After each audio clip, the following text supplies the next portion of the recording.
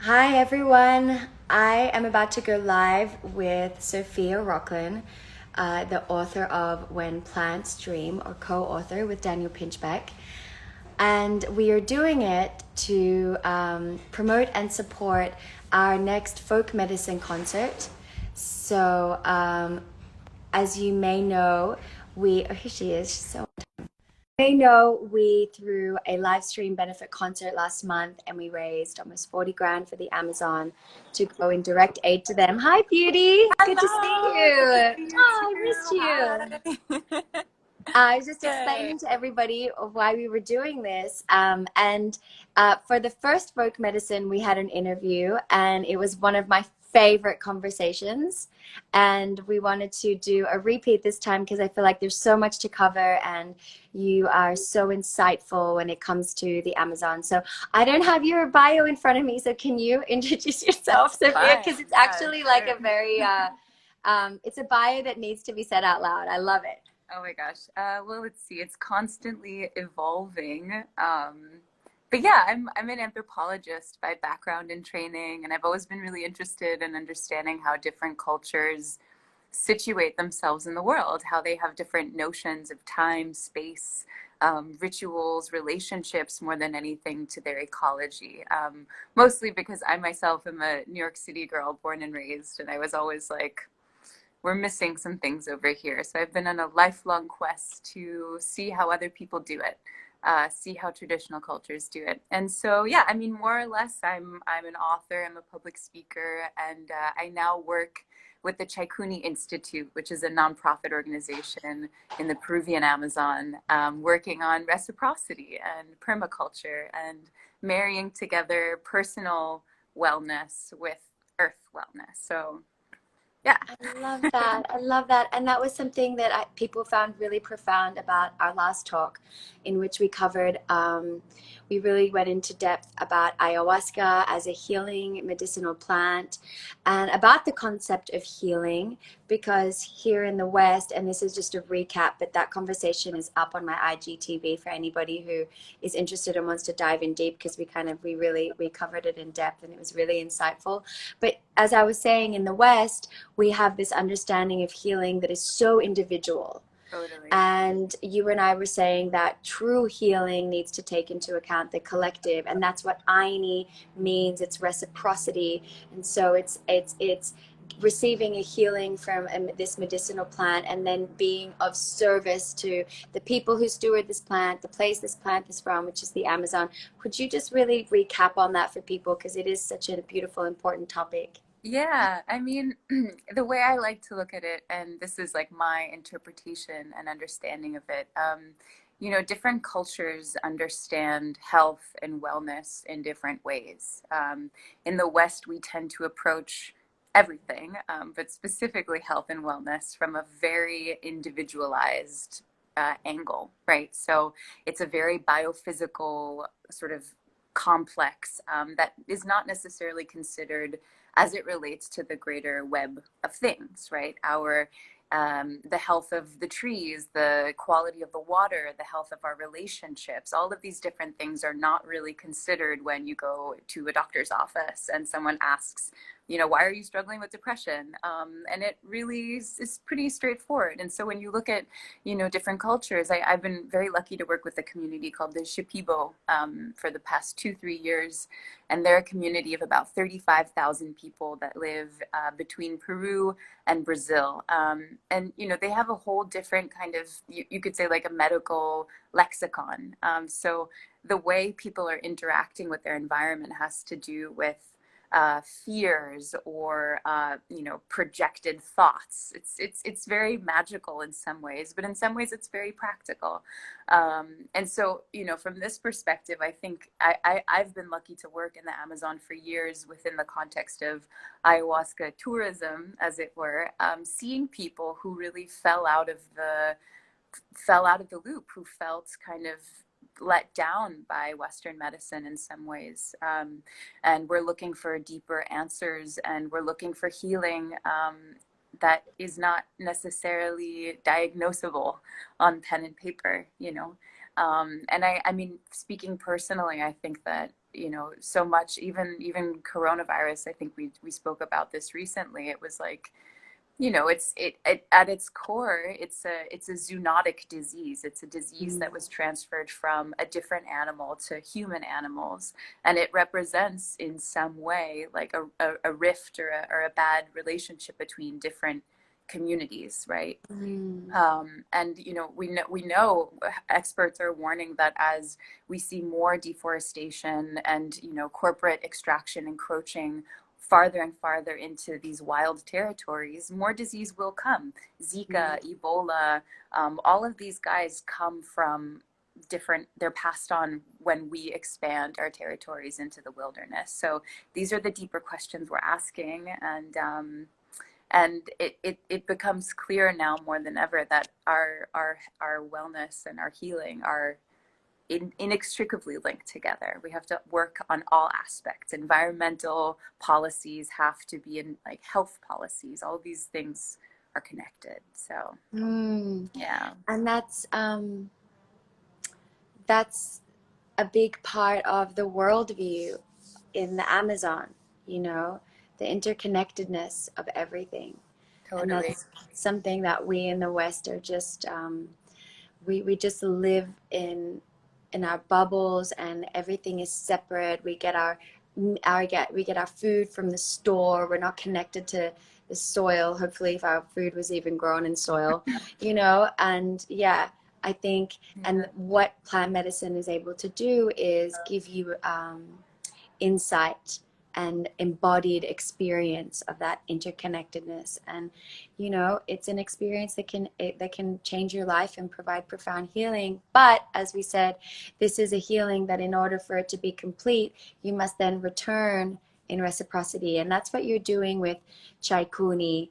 And I'd like, before you dive into Chikuni though, I want to just circle back to how we first met, which is through folk medicine, because I want to remind everybody that we're doing another concert, and it's Thursday. Thursday evening, and you can buy tickets and link in my bio. And we actually we raised quite a bit of money with our last one, but we're still a ways away from our goal.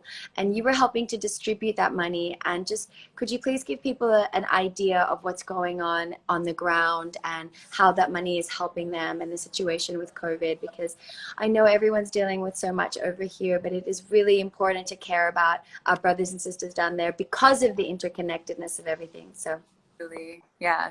Well, I'm super stoked about folk medicine. I've been working in nonprofit organizations, larger and smaller, for the past few years, and I've noticed really that when it comes to getting really on the ground help to people in especially isolated areas, big nonprofit organizations are not typically that well adept at doing that. And so the really unique thing I've found about folk medicine is that this is kind of like you can think of it like a decentralized way of supporting like a bunch of different nodes, different people, different communities that need specific support. So, you know, I think for those of you who don't know, you know, the coronavirus issue in the Amazon, in many cases, there's like the virus itself, but perhaps worse than the impact of the virus are actually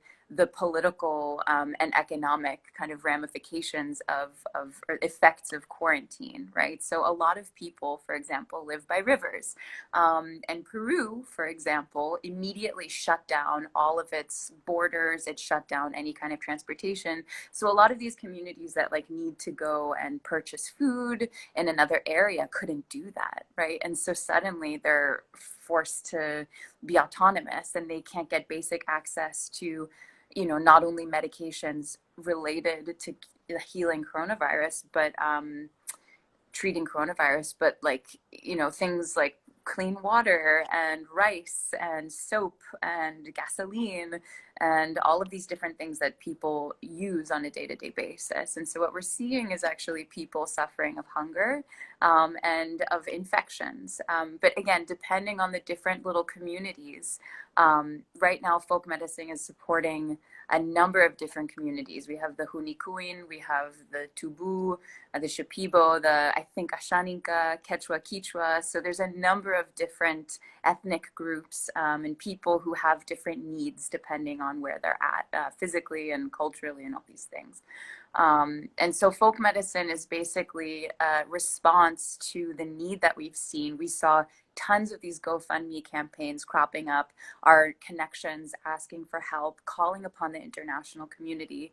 And we're responding to that. And we're responding to that by, I guess, like celebrating reciprocity through art, through auctions, through music, and I think that's a really beautiful thing. And so what I've been working on with the rest of the team is actually dispersing funds. So when you donate to folk medicine, when you come to our live show, you are watching it, and if you feel called, support, you know, with like $3, $5, $500, whatever feels good for you in that moment, and that money is going to be distributed to at least 30 different campaigns that are run by typically local, well, actually, which are pretty much all run by local people who know what they need, which is the really like the unique thing about this project. So yeah, I'm super grateful to be working on it, and I think it's been really cool. You know, it's been really awesome meeting different people and creating, really living reciprocity in this way. But, you know, that's not to say that this is over by any means in the Amazon, even though I work mostly in Peru, even though a lot of the quarantine restrictions have been lifted, we're still, you know, continuing to see people struggling and in really tough situations. So for now, we're raising money for really emergency on the ground support. And then moving forward, hoping to have this infrastructure that we're building blossom into something that goes towards regenerative long-term solutions for people in the forest, guardians of the forest. Yeah, I love that. And so now it's a perfect time to circle back to Chikuni, because that's what Chikuni is about, is regenerating the forest. And can you explain how they're doing that and what exactly Chikuni is? totally. Yeah, my pleasure. So Chikuni is an organization that is a part of a larger ecosystem of organizations. So the main, let's say, heart is called the Temple of the Way of Light. And the temple is an ayahuasca retreat center. It's a traditional center that's been working with Shipibo, specifically women, for around 13 years in the Peruvian Amazon. And all of the profits that are made from the temple go directly into Chikuni. And so Chikuni, which means spirit of the forest, is really kind of an embodiment of lived or active reciprocity. And Chikuni we're a small organization we're a very intercultural team. And we work in 3 areas mostly. We work in intercultural education, we work in land rights and human rights, and then we work in permaculture and regenerative solutions. And so our latest program is called Aini Ayahuasca. Aini is the Quechua word for reciprocity, which we've spoken about before, and that it's a beautiful concept. It means working together, mutual aid, connectedness, interconnectedness. And yeah, we're basically working out this method of, it requires a little backstory. I don't know if you're here for it, but it's, you know, throughout the Amazon basin, a lot of people are currently slashing and burning land. So this is a very traditional and widespread use of land management, whereby people will cut down forests and then burn it. And then that ash will be fertile for a certain amount of time, and people can plant some crops, usually crops that are aimed towards any sort of economic benefit. So in this case, it could be yucca, plantain, things that people can sell in a market, but they're not typically very biodiverse. And then in a few years, maybe 2-3 years, that land dies, that all of the microorganisms are gone. Their biodiversity is gone, habitat is lost. So it works for a short-term solution for people who are trying to rapidly integrate into a sort of globalized economic system, but it's not a long-term solution. And so what we're doing with Chikuni is working together with a number of indigenous leaders and permaculture experts, and putting together these awesome workshops, permaculture design course workshops, and transforming land, really sandy, not very fertile land, into fruit and food forests. And I think the kind of cherry on top, or not even that, like the integral the real heart of the project is the ayahuasca component. So we're planting this beautiful vine, Venisteriopsis caapi, which has, as you know, become very popular in recent years. It's the part of the ayahuasca brew. It's the main ingredient, arguably. And it takes a long time to grow this guy. So we're planting it. It likes to grow up hard wood and fruit trees.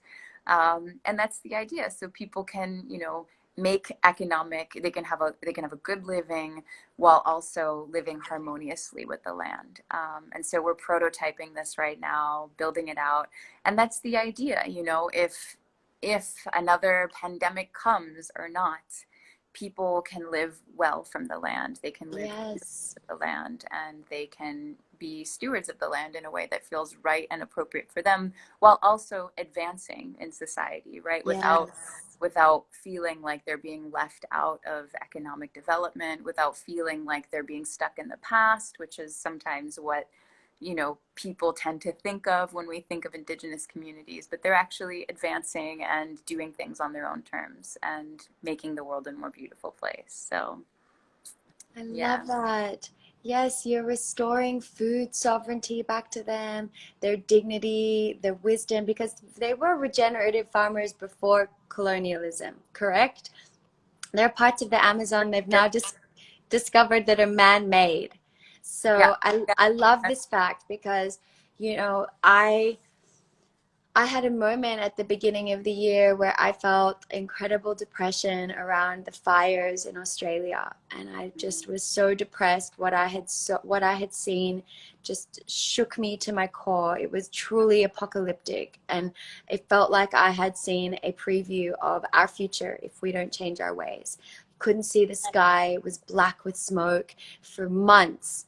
The smell of a billion animals burning is a smell I will never forget. You were there when it was happening? I was there. I wasn't close, but the fact that I was smelling it and seeing it from Sydney shows how you could see this. I think this, um, uh, I think it ended up being like it blackened a part of Antarctica. The smoke was so bad that it was like landing even in New Zealand, even across the Pacific Ocean to Peru. They got the soot and the ash. That's how big these fires were. Yeah. But anyway, I say that because I had this really dark moment of depression, thinking like, what's the point in living? Like, it's over for our planet. And look, and I'm a part of it because we're just like, everything I do is bad for the planet. Take a flight, buy a new outfit, get in my car, the food that I buy because of the way it's grown. And really the word for it is degenerative. We're degenerating our planet. And then I remembered this fact someone told me, that they have discovered that parts of the Amazon, through sonar scanning, they can see that there are parts of the Amazon that are man-made, cultivated by humans, by my ancestors, I have to say. And so you have this massive, yes, this ecosystem being co-created by man. They were stewards of biodiversity instead of destroyers of biodiversity.